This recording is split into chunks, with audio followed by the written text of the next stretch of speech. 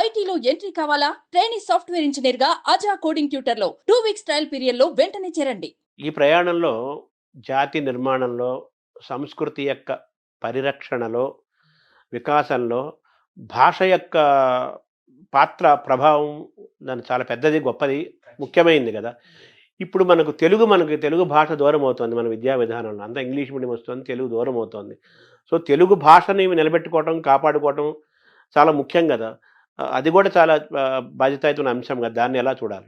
అప్పుడు తెలుగుకి సంబంధించినంత వరకు ఏ నైతిక విలువలు, నీతి, నియమం, క్రమశిక్షణ ఇలాంటివి మీరు బోధించాలనుకుంటున్నారో అవి తెలుగులో చెప్పడం వల్లే బాగా మనిషిలోకి ప్రవేశించే అవకాశం ఉంటుంది. ఎందుకనంటే అది మాతృభాష కదండి.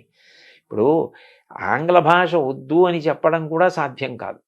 కానీ రెండింటికి కూడా సమాన గౌరవం ఉండాలి. ఎందుకంటే ఇంగ్లీష్ అనేటటువంటిది భార్య, తెలుగు అన్నది తల్లి.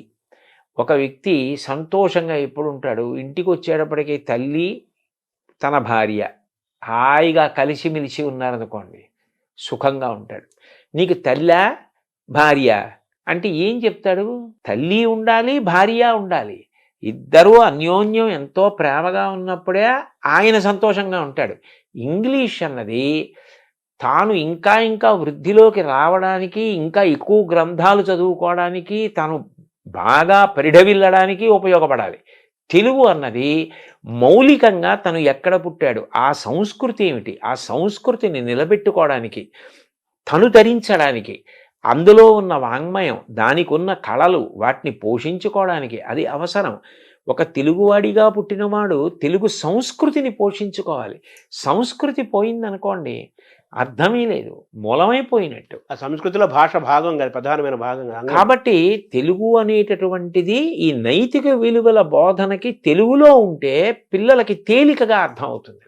ఇప్పుడు మీరు ఆంగ్ల భాషలో ఏదో వేమన శతకం చెప్పడం కన్నా, ఆంగ్ల భాషలో సుమతీ శతకం చెప్పడం కన్నా, సుమతీ శతకాన్ని తెలుగులో చెప్పడం ఎంత తేలిగ్గా ఉంటుంది. సుమతీ శతకం తెలుగులో చెప్పు, షేక్స్పియర్ గురించి ఇంగ్లీష్లో చెప్పు, ఎవరు కాదంటే కబీర్ గురించి హిందీలో చెప్పు.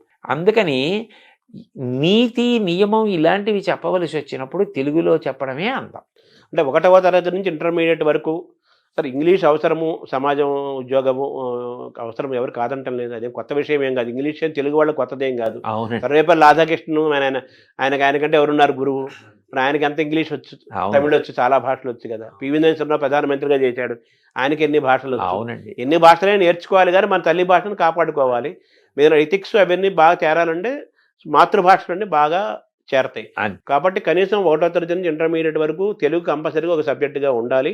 మీరు అన్నట్టుగా ఎథిక్స్, వాల్యూస్ బాగా చేరాలి అంటే తెలుగు మాతృభాష, ఏ భాష అయితే ఆ భాష, మన తెలుగు కాబట్టి తెలుగు తప్పనిసరిగా ఉండాలి అనేది మీరు చెప్పే అంశం.